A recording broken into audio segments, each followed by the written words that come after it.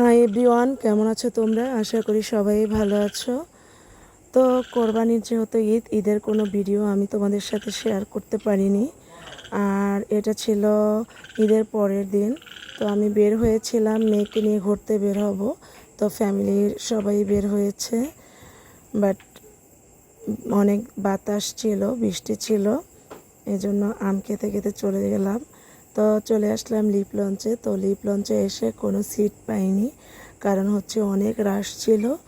আমরা কোনো সিটই বুকিং দিতে পারিনি, কারণ যেহেতু বৃষ্টি ছিল। লিপ লঞ্চে যারা গিয়েছেন তারা জানেন ওপরের সাইডটা হচ্ছে খোলামেলা, তো বৃষ্টিতে একদম ভিজে গেছে।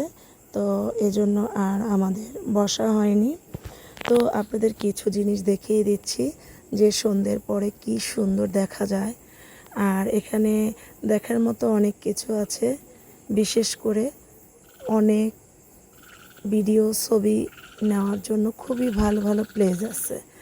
বাট এখানে গিয়ে আপনারা অবশ্যই ভালো ভালো জিনিস মেমোরিতে ধরে রাখতে পারবেন, এটাই। আর আমি এখন চলে যাব হিলসায়। আমি বলতে না, আমাদের পুরো ফ্যামিলি চলে যাব। তো এখন হিলসায় গিয়ে আমরা ইলিশ খিচুড়ি আর হচ্ছে লেজ ভর্তা নিয়েছি। যেহেতু কোরবানি ঈদ, সবারই হেভি খাওয়া হয়েছে, আর বড় টেবিলে সবাই বসেছে, সবাই ভিডিওতে আসবে না, এজন্য আমরা ভিডিও কাউটাই নেইনি।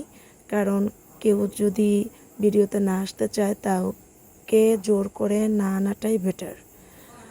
এই তো খাওয়া দাওয়া শেষে এখন আমার মেয়ে খুব ইচ্ছে করছিল সে কয়েন ঢুকিয়ে একটা হলেও তার পছন্দের টেডি বিড়াল নিবে বা পুতুল নিবে, যেটাই বলেন না কেন।